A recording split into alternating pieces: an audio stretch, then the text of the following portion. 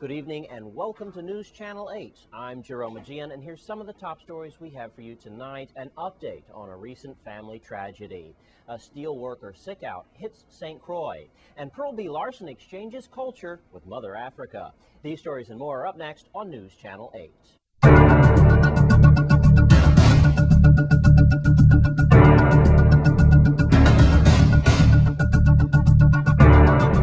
In our top story tonight, exactly how many homicides do we have in our territory? The Virgin Islands Police Department wants to make it clear, especially when it comes to vehicular accidents.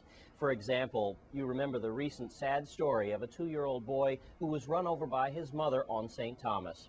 That accident has now been officially ruled an accident and not a murder. Here's Melody Rames with more. An auto accident that claimed the life of a 2-year-old St. Thomas male on January 6 near the Emmanuel Baptist Church in St. Anna's Retreat has been ruled accidental by the Traffic Investigation Bureau officers. According to Traffic Commander Sergeant Rosalind Jarvis, the child, Lujani Henley, and his mother were attending a function at the church when the congregation was asked to move their vehicles from the northern side of the church. The mother left her son inside the church and went to move the vehicle. She was unaware that the child followed her and began to reverse her vehicle. The child fell under the right front wheel of her Toyota 4Runner in a blind spot. The vehicle reversed over the child's chest. He was taken by ambulance to the Roy Lester Schneider Regional Hospital and Medical Center, where he later died from his injuries. The death has been ruled accidental and no charges will be pursued. Thanks, Melody Rames of the Virgin Islands Police Department.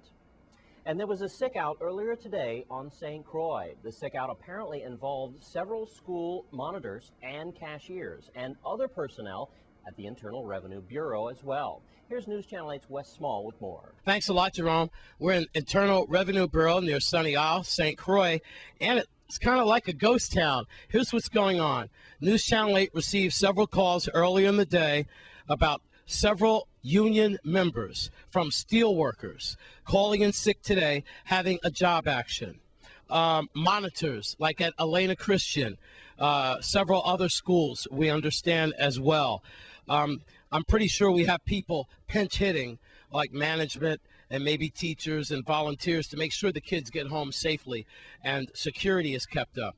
But the reason why I'm here at Internal Revenue Bureau is because several cashiers and several other employees have decided to have a job action and therefore staged like a sick out of some sort. I will try to get with the union president and try to figure out exactly what is going on with steel workers. But remember Martin Luther King holiday, and remember James Howe from the Federation of Teachers and other representatives not getting their just desserts from Government House and promises, unkept promises. So, meanwhile, like I said, several monitors at several schools called in sick today, and several employees here at Internal Revenue Bureau. I don't know the percentage, so to speak, but we do understand that several people have called us sick. I just walked upstairs and I saw that most of the cashier windows were covered.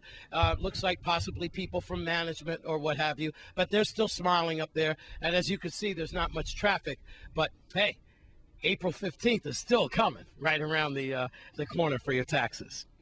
With that, watch out. Who knows what's going to happen tomorrow? Will this semi-sick out continue involving steelworkers union members? At IRB St. Croix, I'm Wes Small for News Channel 8. Thanks, Wes. It's Wednesday. Time for your Crime Stoppers report. And be aware, if you pay attention to this Crime Stoppers report, you may notice many of the crimes are occurring during the times most of us are at work. Here's Judy Fricks with more. This is Judy Fricks with your weekly Crime Stoppers report. Crime Stoppers is asking your help to solve the following crimes. If you know something, say something. Even the smallest bit of information might be just what law enforcement needs to solve these cases. On St. Croix in recent weeks, right here in Estate Strawberry and Barron Spot, there have been a number of burglaries. Most of them have occurred between the hours of 8 a.m. and 3 p.m. Items stolen have included electronics, jewelry, and other things. If you have any information about suspicious activity, strangers looking in the area, license plates you don't recognize, please call Crime Stoppers. The minimum cash reward for the arrest of a burglar is $714. And on Tuesday, January 11th, around 2 p.m., police responded to a call that came in from Merchants Commercial Bank. It was in response to a bank robbery. Sources say that two masked men, they were armed, they stormed into the bank, they stole an undisclosed amount of cash. They also escaped in a Suzuki Jimny. If you have any information about this bank robbery, call Crime Stoppers. The minimum cash reward for the arrest of a robber is $900 plus 10% of the value of any cash recovered. The maximum cash reward, however, is $2,500. And on St. Thomas, on Thursday, January 13th, at about 10 a.m., police were dispatched to the area of Smith's Bay in response to shots being fired. They later got information that a gunshot victim was in the hospital. They found out that Rashali Jah had been shot and he died from his injuries. If you have any information, call Crime Stoppers. The minimum cash reward for the arrest of a homicide suspect is $1,500.